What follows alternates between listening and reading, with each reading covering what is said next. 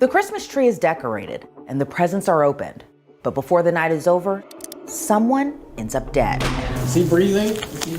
I don't know. I've been trying to call you over and over and over. What happened? When a man is found naked and dead from a gunshot wound, the victim's wife makes a startling confession. We had an altercation.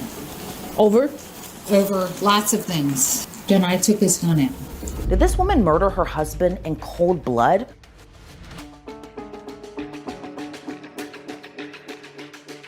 Or was this a desperate act of self-defense? I know you're looking at me like I'm an animal right now, and I'm not. I'm not. I've just been abused for so many years. It would be years before this case would finally reach a conclusion, and the outcome isn't the one many saw coming. Welcome to this The lights are off.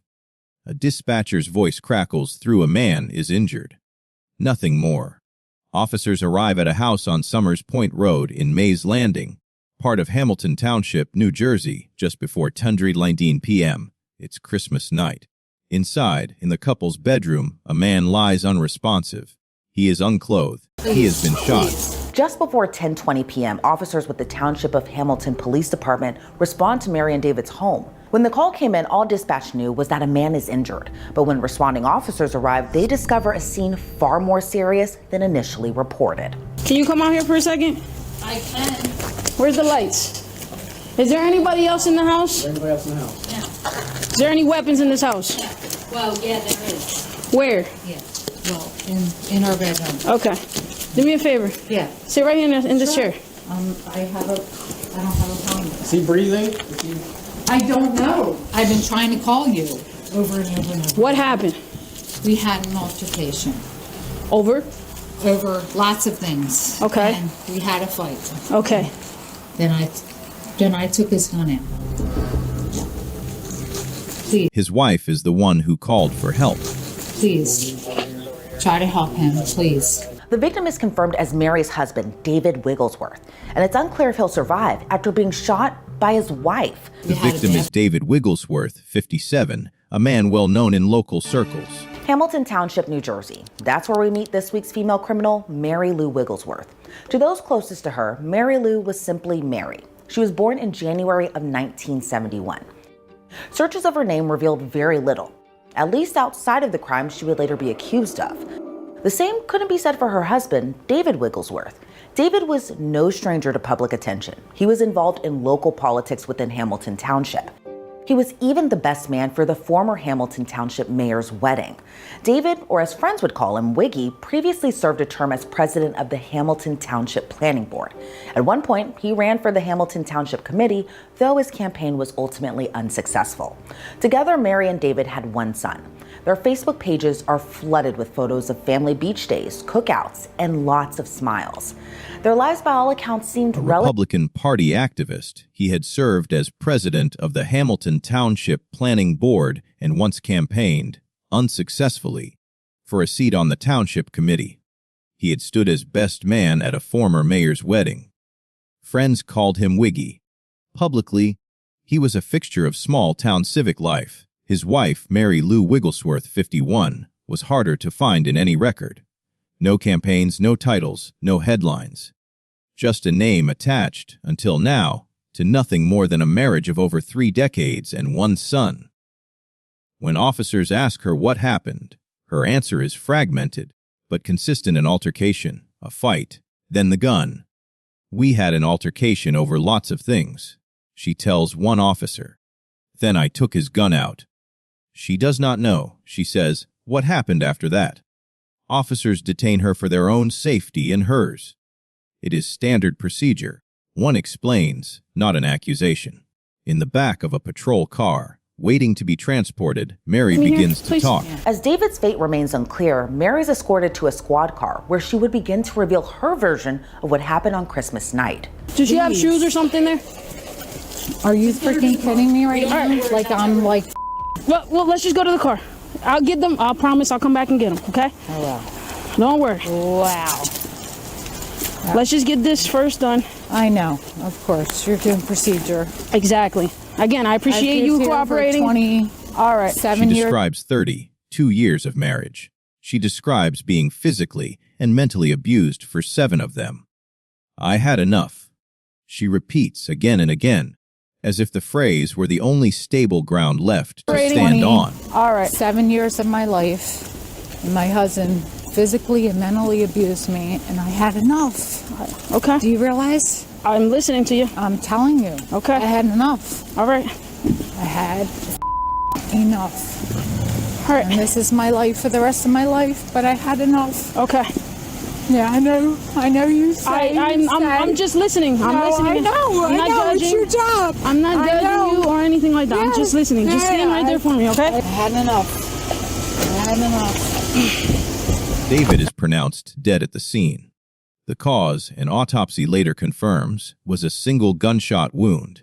At the police station, Mary is placed alone in an interview room before any detective begins formal questioning. What she says next is not an answer to a question. It is closer to something unraveling. She says she knows what she And did I'll get was you some wrong. water, okay? Mary is left by herself in the interview room. Before detectives even get the opportunity to ask her any questions, she begins to utter things that seem to have been bottled up for a while. Just try to keep breathing and I take can't. it. I take know a my life is over. Take a sip of water. It doesn't matter. I know my life is over. I know. I know what I did was wrong. I know. I know. I love my husband. He was so verbally abusive. She says she loved her husband. She says he was verbally abusive and that this had gone on for years, hidden, because nobody knows about abuse that people hold over, because you keep it Appears silent. distraught and frustrated. To her, this night was the result of years of fear and a life she's been hiding from others. Have you ever been out here before?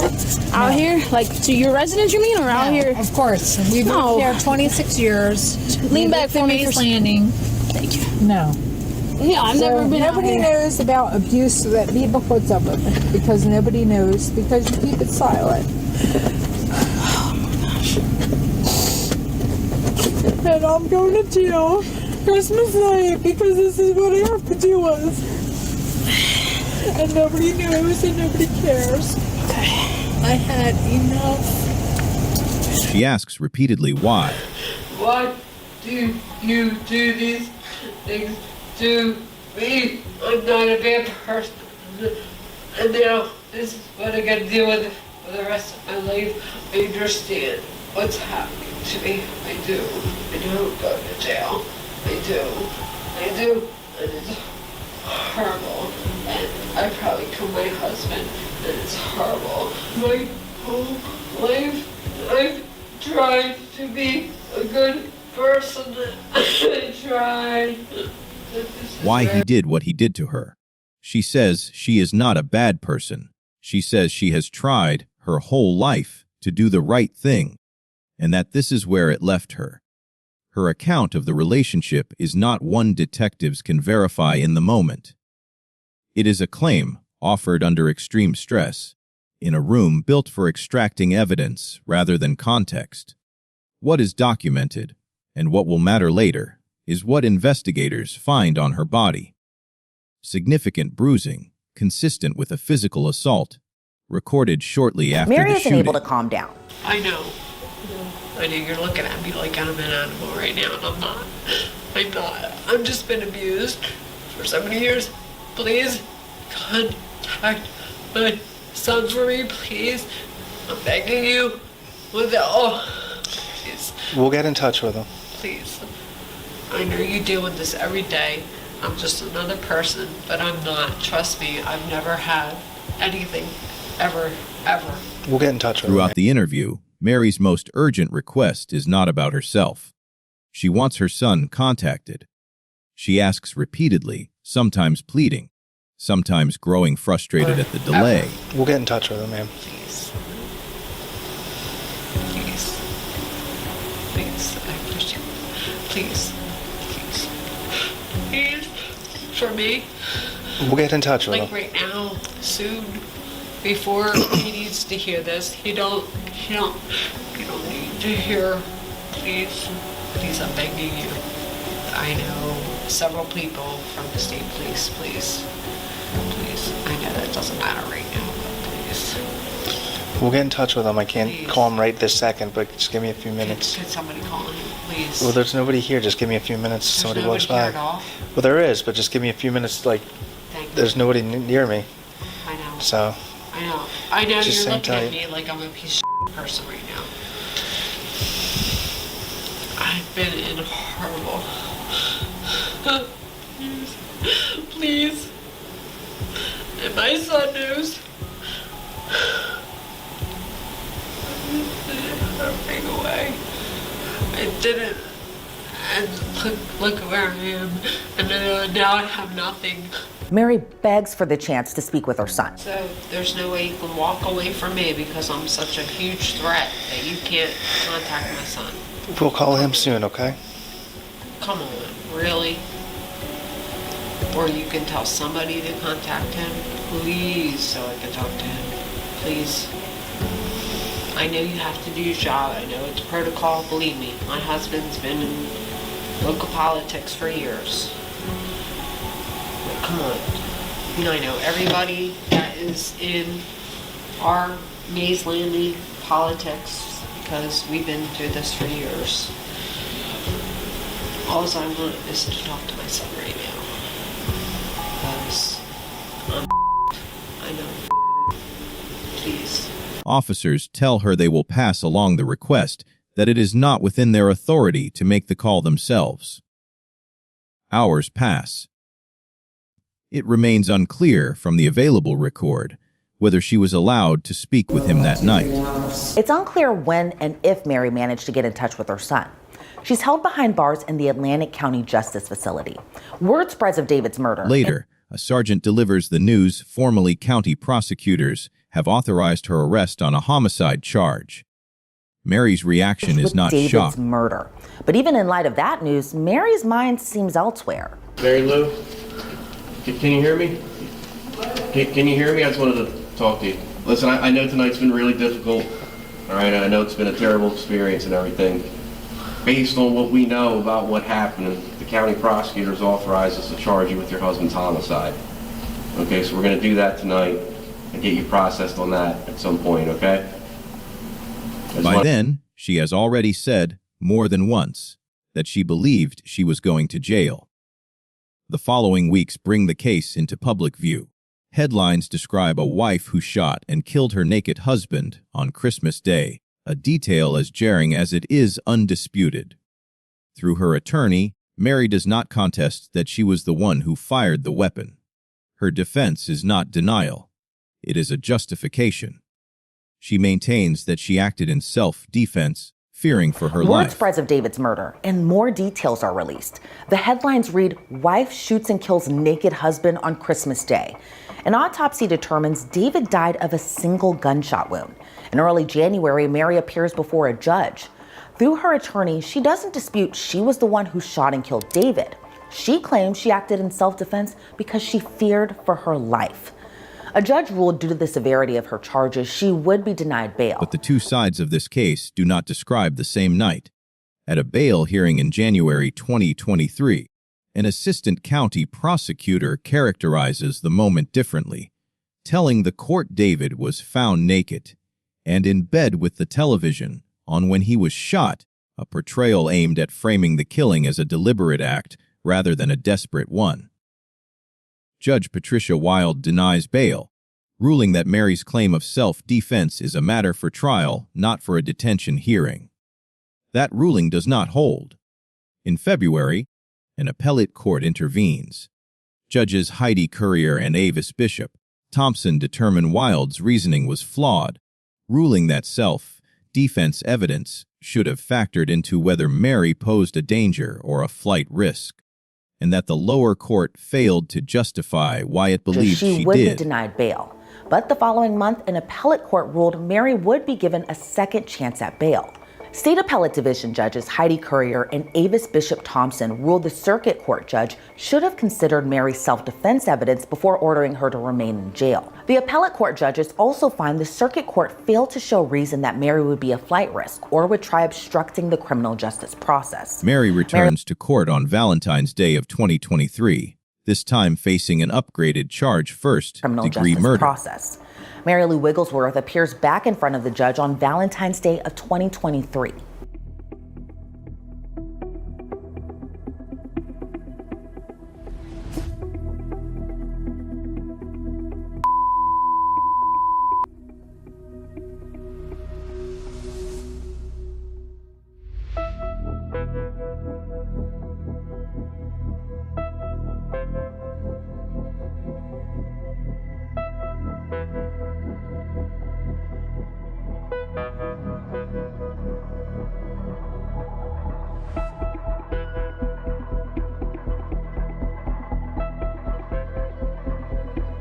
Mary is charged Bail with is denied a second time, with the court again endorsing the prosecution's account of David lying in bed, unclothed, when the shooting occurred.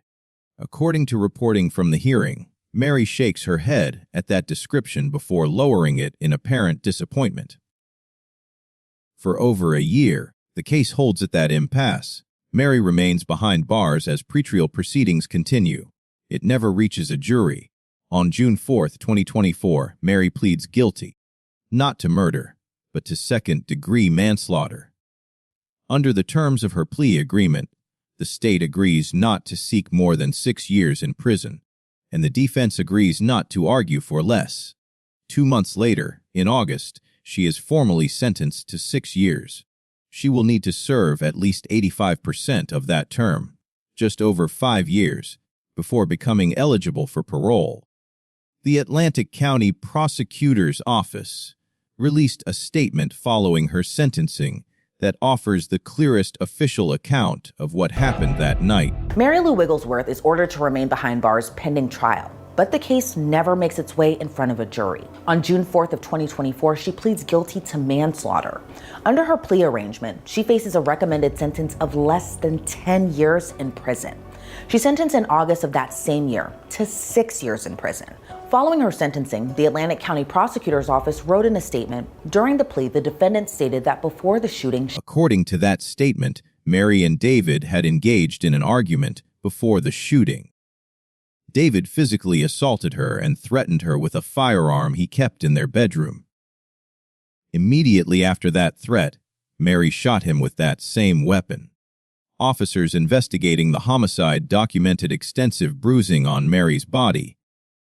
Injuries the prosecutor's office describes as consistent with her having been the victim of an assault that night. The defendant stated that before the shooting, she and her husband engaged in an argument. The victim, David, physically assaulted the defendant and threatened her with a firearm that he kept in their bedroom. Immediately following the threat, the defendant shot the victim with the firearm used in the assault. Officers investigating the homicide documented significant bruising throughout the defendant's body following the homicide, consistent with being the victim of an assault. Mary Lou Wigglesworth is serving her prison sentence in the Edna Mahan Correctional Facility for Women.